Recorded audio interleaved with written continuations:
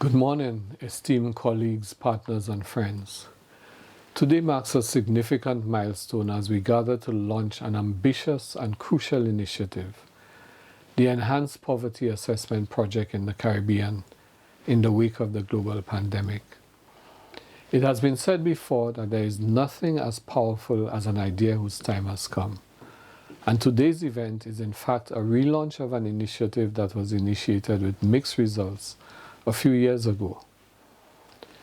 The launch of this project is the OECS Commission and the Caribbean Development Bank's response to member states' requests for data that would inform the policy direction in keeping with the provisions of the revised Treaty of Basseterre in creating an economic union that would facilitate social cohesion, economic development, and build resilience. This project represents a commitment to understanding and addressing the multifaceted nature of poverty in our region. Utilizing cutting-edge technology and data analysis, we aim to gain a deeper and more nuanced understanding of the poverty landscape.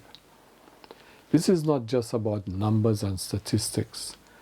It's about the real stories, struggles, and strengths of our people. This work should also assist the region in responding and measuring our food insecurity to runaway inflation. As the Caribbean poet Martin Carter says, all are involved, all will be consumed. And so now more than ever, we are called upon to reevaluate, reassess, and to undertake poverty measurement to help improve the quality of life of our people. To modify a famous Drucker quote, you can't fix what you can't measure. Initially launched in July 2016, this project has been updated and redesigned to ensure that we make a significant stride in our collective effort to address poverty and socioeconomic disparities within our member states. Before the COVID-19 pandemic, progress varied among the member states. For instance, 6 of the 9 states had already initiated the enhanced CPA activities, with St. Lucia completing the quantitative component. St. Kitts and Nevis and St. Vincent and the Grenadines leading in implementing major components. However, the pandemic brought significant challenges, disrupting data collection and shifting state resources towards combating the virus. In this round of the CDB-funded ECPA, the OECS Commission has taken an integrated approach by aligning with other projects such as the World Bank-funded Data for Decision-Making project to provide technical and organizational leadership, ensuring the delivery of comprehensive enhanced CPA analytical reports, and collaborating with development partners in the execution of surveys of living conditions, household budget survey, censuses and labor force surveys, incorporating monetary and multidimensional poverty indicators. The project aims to deliver tangible outcomes, quantifiable through various metrics. These include extensive consultations with poverty assessment teams across member states, completion of data analysis and reporting on monetary and multidimensional poverty using the enhanced CPA toolkit, and completion of poverty vulnerability mapping using data from SLCHBS and census data. The project also encompasses a participatory poverty assessment and an institutional analysis, both critical in providing a qualitative understanding of poverty within the member states.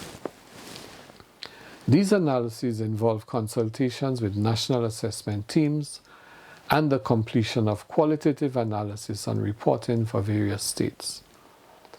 An integral part of the project is the macro social and economic analysis that involves consultations with national stakeholder teams in member states. This analysis is pivotal in understanding the broader socioeconomic landscape and in informing policy decisions.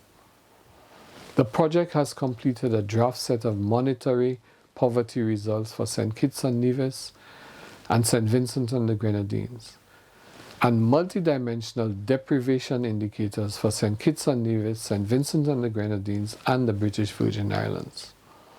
The intention is to use available SLC-HBS labor force and census data completed in the last 5 to 10 years to have a quantitative cross-sectional and a longitudinal view of socioeconomic developments in our region. In addition, the ECPA project is in the process of hiring additional professionals who will support the analysis of the ECPA poverty-related data sets with respect to housing, gender, education, labor, health, and related topics. This support will also extend to the evaluation of the institutional capacity of countries to action pro-poor policies and programs and provide recommendations to ensure that no one is left behind in our regional development efforts. In conclusion, the Enhanced CPA is more than just a project. It is a commitment to bettering the lives of our people by understanding and addressing the roots of poverty in our communities. The pandemic has posed challenges, but it has also allowed us to rethink and innovate our approach to data collection, poverty, and vulnerability assessment. As we move forward, let us embrace this project as a beacon of hope and a tool for change, fostering a future where prosperity and well-being are accessible to all. Finally, let's remember that every statistic represents a life. It represents a family. It represents a dream. Today we pledge to make these dreams more attainable, to turn the tide on poverty, and to foster a future where every OECS and Caribbean citizen has the opportunity to thrive. Thank you for being part of this transformative journey.